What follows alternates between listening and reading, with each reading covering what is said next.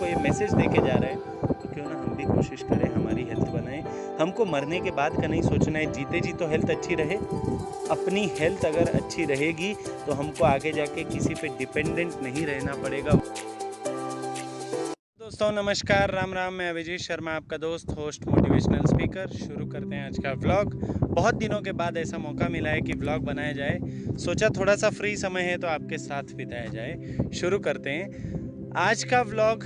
अगर आप मेरे पीछे देख पा रहे हैं तो सब जगह हरियाली ही हरियाली है। ये देखिए, मैं आपको 360 डिग्री व्यू दिखाता हूँ। मेरे को कोल्हापुर के बारे में ये 2-4 बिल्डिंगें भी दिख रही हैं। कोल्हापुर के बारे में बहुत सारी चीज़ें पसंद है, पर एक और चीज़ जो सबसे ज़्यादा पसंद में से है वो ये है कि आप जब चाहो नेचर से जुड़ सकते हो। मैं अभी जहाँ हूँ आपको बहुत दूर दूर आपको घर दिखाई दे रहे होंगे और आजू बाजू में सब पहाड़ है, टेकड़ी है, हरियाली है। ये सिर्फ कोल्हापुर में ही हो सकता है। मेरे घर से कितना दूर है पता है? सिर्फ 200 मीटर्स की दूरी पे, 200 मीटर्स की दूरी पे इतना मस्त स्पॉट है मेरे घर से।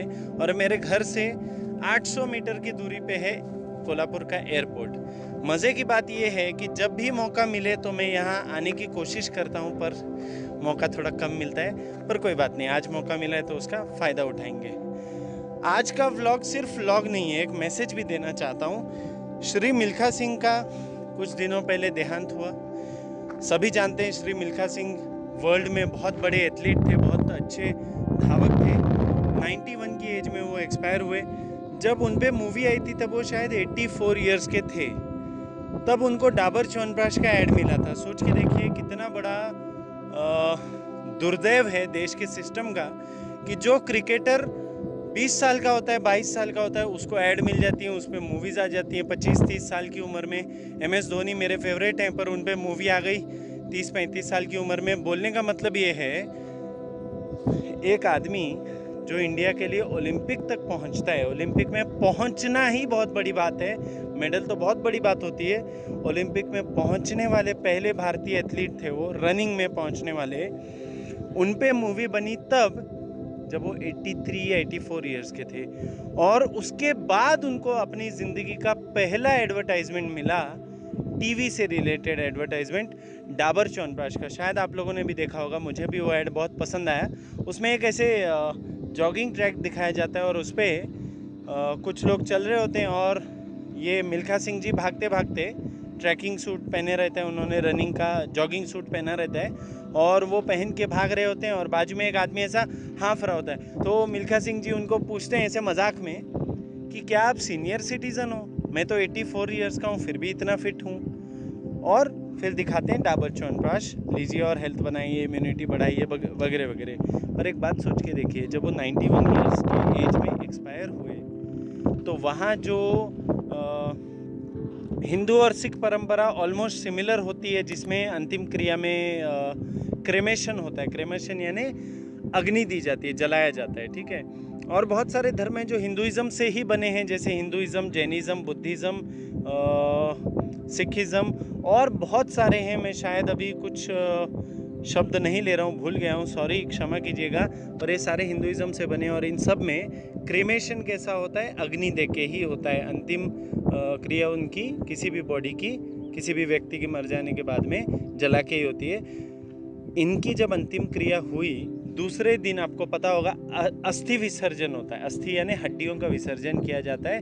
जिस दिन उस व्यक्ति की बॉडी को जलाया गया, अग्नि दी गई और दाह संस्कार भी बोलते हैं उसको, और वो करने के बाद में दूसरे दिन, मतलब जब वो अग्नि ठंडी हो जाती है, उसके बाद सुबह उनके रिश्तेदार जाके हड्डियाँ उठाते हैं। तो हुआ ऐसे कि उनकी बीवी तो पहले ही कोविड से गुजर चुकी थी, मिल्खा सिंह जी की, और बेटा उस वक्त वहाँ प्रेजेंट नहीं था। कोविड के वजह से वो नहीं आया था, क्योंकि मिल्खा सिंह जी की मृत्यु कोविड से हुई थी। मतलब कोविड हो जाने के बाद पोस्ट कोविड साइड इफ़ेक्ट्स की वजह से मृत्यु हुई थी।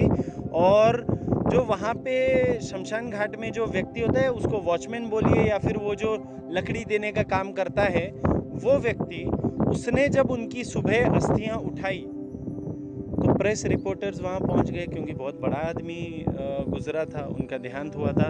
तो जब वहाँ पहुँच गए, अभी मुझे याद नहीं आ रहा, शायद उनका नाम प्रीतम शर्मा, शायद शमशान घाट के जो व्यक्ति थे जो लकड़ी वगैरह देते थे, अग्नि देने का जिसने काम किया, वो आदमी ने रिपोर्टर्स को बताया कि 91 इयर्स के किसी व्यक्ति की हड्डियां इतनी स्ट्रांग हो ही नहीं सकती। जनरली किसी भी 20 से 25 साल या 20-22 साल की उम्र के व्यक्ति की जब मृत्यु हो जाती है और उसके बॉडी को अग्नि दी जाती है और उसके बाद दूसरे दिन जब अस्थियां ढूंढी जाती हैं तब बॉडी में 206 हड्डियां होती हैं। 100 से ज़्यादा हड्डियां बच जाती हैं। किसकी? जिसकी उम्र 20 के करीब है, और जिसकी उम्र 50 से ऊपर है उसकी हड्डियां इतनी कमज़ोर हो चुकी होती हैं कि हीट के वजह से, उस आग के वजह से वो हड्डियां चकनाचूर हो जाती हैं, पाउडर हो जाता है उनका। पर फिर भी मिल्खा सिंह जी की 91 एज में मृत्यु हुई, एक बीमारी के चलते हुई। बहुत तकलीफ सहन की उन्होंने, और उसके बाद जब उनको अग्नि दी गई, मृत्यु होने के बाद अग्नि दी गई, और उसके बाद जब उनकी हड्डियां चुगी गई, चुगना यानी उठाना, ढूंढना, तो उनकी करीब करीब 100 से ज़्यादा हड्डियां मिली।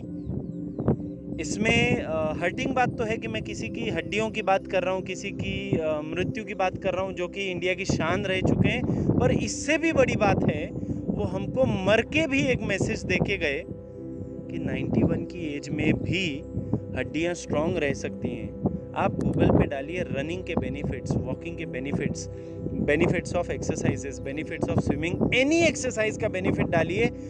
एक मेन बेनिफिट होता है स्ट्रॉन्ग बोन्स। ये भले ही ऐड में दिखाते हो कि ये कैल्शियम की गोली खा लो स्ट्रॉन्ग हो जाएगा, वो खा लो, वो पी लो, वो टूथपेस्ट से ब्रश कर लो।